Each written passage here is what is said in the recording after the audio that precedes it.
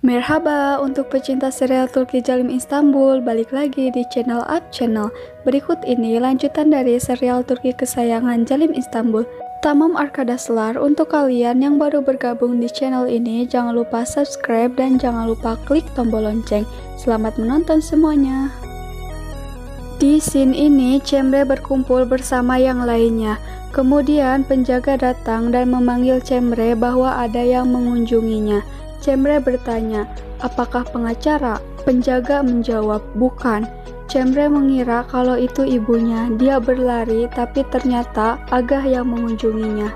Agah berkata, aku datang dengan keinginanku sendiri. Ketika aku sampai di sini, aku belajar bahwa kamu ingin melihatku juga. Ada yang ingin kamu ceritakan. Aku datang untuk mendengarkan, tetapi kamu terus menanyakan pertanyaan yang sama. Cemre bertanya, apa Nedim baik-baik saja? Agah menjawab, aku datang untuk mendengarkan, bukan untuk berbicara. Cemre bertanya lagi, tolong katakan, apa Nedim baik-baik saja? Agah menjawab, bisnis tebusan bukan milikmu. Cemre bertanya, ibuku, Zivan, mereka bebas kan? Agah menjawab, kamu juga tidak mencuri. Cemre bertanya, apa ibuku baik-baik saja? Apa dia tahu aku di sini? Agah menjawab, kamu juga tidak menyalakan api. Mengapa? Mengapa kamu menculik keponakanku? Jawab pertanyaanku. Aku katakan kenapa. Mengapa kamu menculik keponakanku? Jika bukan karena uang, kenapa? Aku percaya padamu. Akulah yang membebankan mata kiriku dengan mata kananku. Aku mempercayaimu. Aku telah mempercayakan kepercayaanku padamu. Aku berkata bahwa dia tidak memperhatikan uang dan perangko. Bahasa serta hatinya adalah satu. Aku ingin kamu menjadi istri keponakanku. Kamu mengkhianatiku. Sekarang kamu akan memberitahu saya alasannya. Apa kamu menelan lidahmu?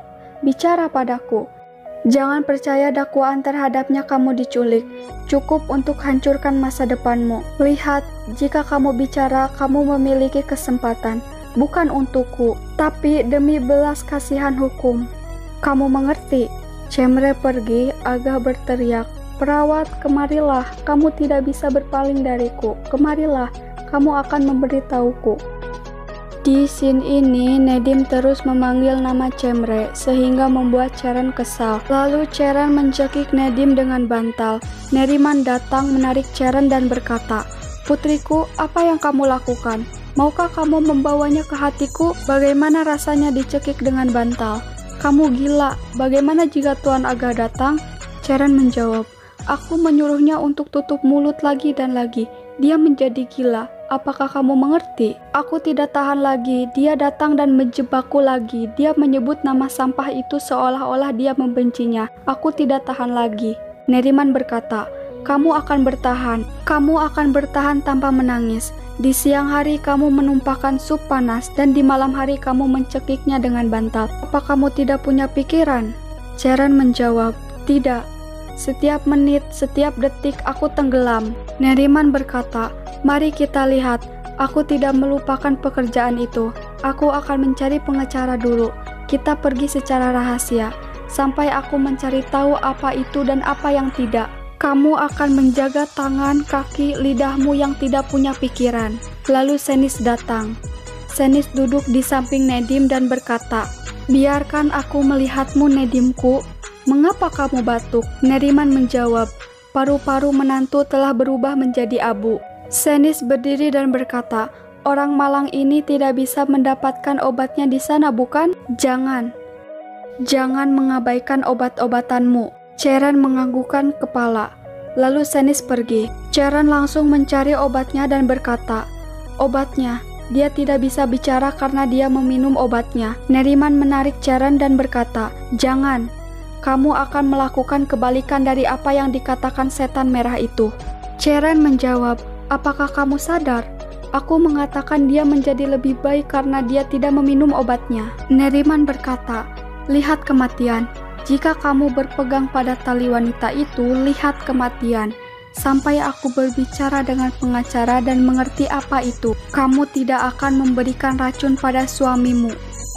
Ceren berkata, turun dan berdoa untuk nenekku. Aku tidak meracunimu dengan obat-obatan. Aku bilang pergi tidur, tapi kamu tidak bisa tidur dan tidak bisa bangun. Apa yang terjadi? Apa kamu tersinggung padaku? Kamu tersinggung padaku, karena aku juga tidak peduli padamu. Tidak peduli apa yang aku lakukan dan yang aku katakan padamu. Aku tidak peduli denganmu. Apa yang tidak aku miliki, Nedim?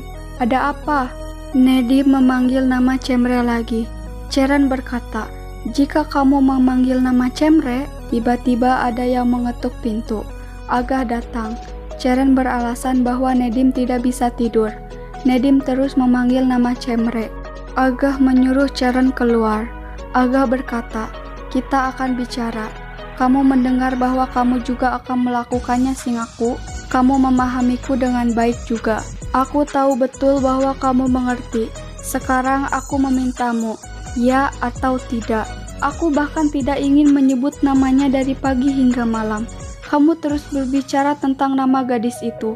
Nedim, gadis itu dipenjara. Dipenjara karena menculikmu dan membuat 3 hari hidupku seperti di neraka. Karena itu dia membuatku tersiksa dalam 3 hari. Gadis itu dipenjara. Keluargaku mengadu domba semua orang. Rumah ini tidak lagi menjadi rumah. Berubah menjadi gila, Nedim. Kami bahkan tidak memiliki hari yang baik. Sesekali polisi ada di depan pintu. Aku bahkan tidak bisa meninggalkan rumah ini dengan damai dan pergi bekerja, nak. Aku akan kehilangan akal sehatku. Demi Tuhan, aku akan gila, Nedim.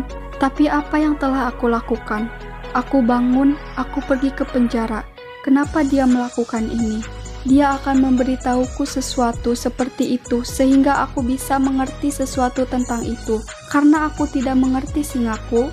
Aku tidak mengerti apa-apa tentang kotoran yang dilakukan gadis ini. Tahukah kamu apa yang dia lakukan? Tanpa sepatah kata pun dia berbalik dan pergi. Aku bilang, aku akan memberitahumu. Nasib perawat itu ada di tanganmu. Jawab aku sekarang, ya atau tidak, Singaku. Di scene ini Agah menelepon pengacara lalu Senis datang dan Agah berkata, sudahkah kita menarik keluhan kita? Sambil menatap Senis. Senis terkejut. Agah meneruskan pembicaraannya. Kita membebaskannya, bukan? Senis berkata, Agah, apa yang kamu lakukan? Aku pasti salah dengar, kan? Kami tidak menarik keluhan kami atau apapun. Gadis itu, Agah menjawab, gadis itu, mereka membebaskannya, Senis. Senis terkejut, lalu Agah pergi. Senis mengejarnya dan terus menanyakan alasannya. Namun Agah tetap tidak menjawab dan pergi. Sementara Neriman dan Ceren terkejut saat mendengar percakapan Agah dan Senis. Di scene ini, Seher sedang bicara di telepon dengan pengacara dan Seher diberitahu bahwa Cemre akan bebas. Lalu Agah datang dan berkata, kamu tidak perlu menelepon pengacara, Nyonya Seher, putrimu bebas. Seher menjawab, apakah itu benar? Agah berkata, aku menarik keluhan. Seher menjawab, semoga Allah melindungimu. Lalu Agah berkata, dengan satu syarat. Di scene ini, Ceren berlari dan Jeng bertanya pada Neriman. Neriman menjawab bahwa Cemre akan bebas.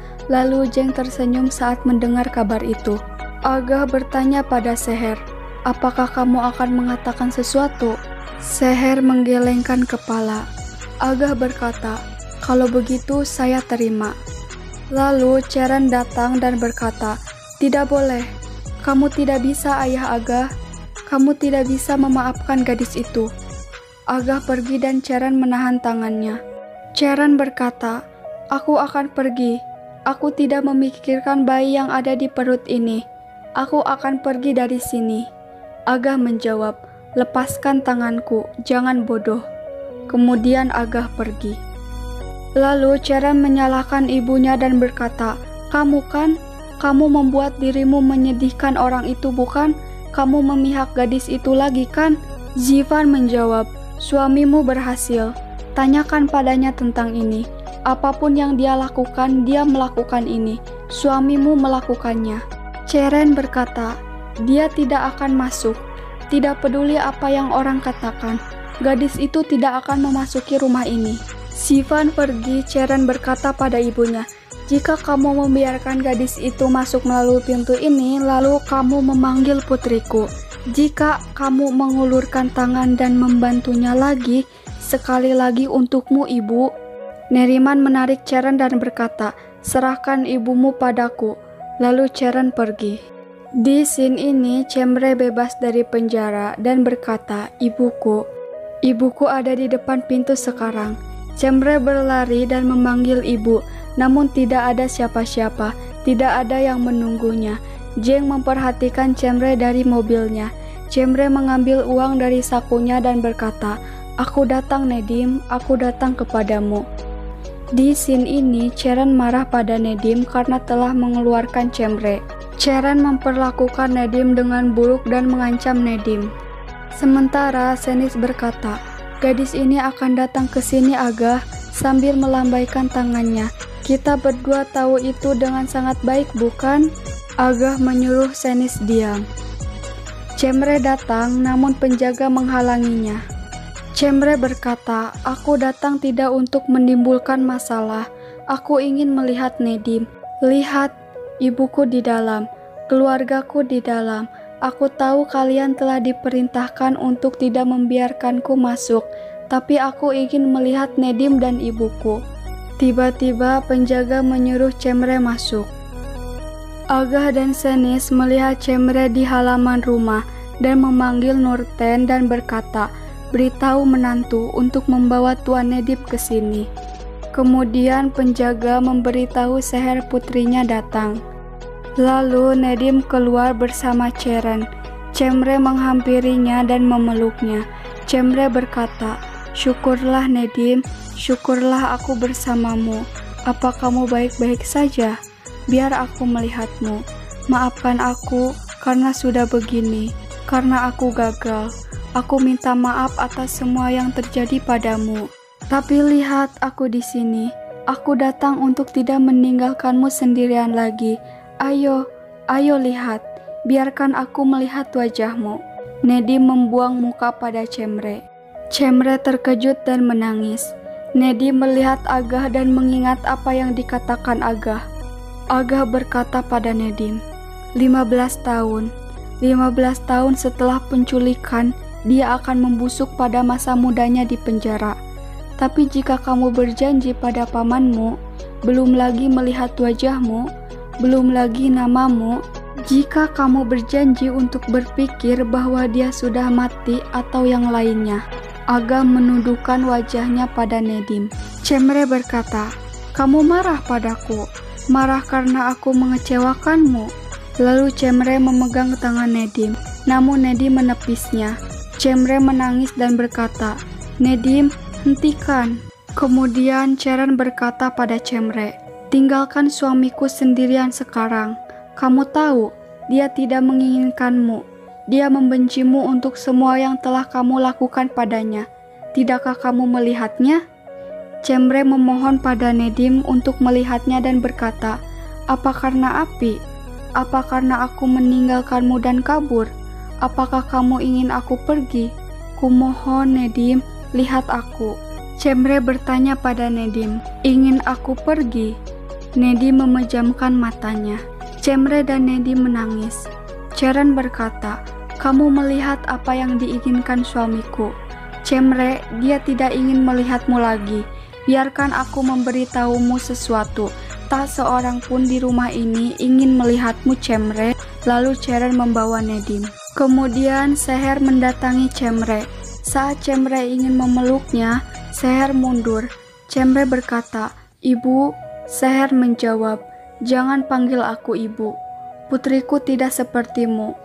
Kamu tidak punya ibu lagi. Kamu tidak punya saudara kandung. Kamu tidak punya keluarga di sini. Cemre menjawab, tidak. Semua ini tidak benar. Seher berkata, Tuan Agah memberimu kesempatan terakhir. Dia akan membawamu ke pedesaan dengan tangan mereka sendiri. Mereka akan mengirimkannya ke Bibi Hafize. Dengannya kamu akan tinggal bersamanya. Cemre menjawab, tidak ibu, kamu adalah ibuku.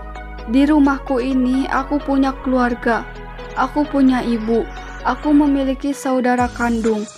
Seher berkata, "Semoga berhasil." Seher menangis dan pergi. Cemre menangis mengejar Seher. Seher mengunci pintunya dan Zivan dihalangi oleh Seher. Zivan ingin membukakan pintu untuk Cemre, namun dihalangi oleh Seher. Cemre terus mengetuk pintu dan memanggil Seher.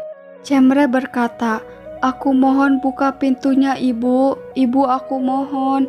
Seher menangis di dalam. Zivan menangis sambil memukul tembok dan menendang meja. Cemre berkata, "Ibu, apa yang terjadi? Jangan tinggalkan aku. Kamu tidak akan meninggalkan putrimu di luar, Ibu." Lalu Nurten datang dan membawa Cemre pergi masuk mobil. Sementara Nedim menangis sambil merusak semua barang yang ada di kamarnya. Oke teman-teman, sampai sini saja kelanjutan dari serial Turki Jalim Istanbul. Jangan lupa untuk subscribe dan klik tombol lonceng supaya tidak ketinggalan notifikasi dan video lanjutan terbaru. Kalau kalian suka videonya, silahkan like video ini. Sampai ketemu di video-video selanjutnya. Host Cakal Hadi, bye-bye.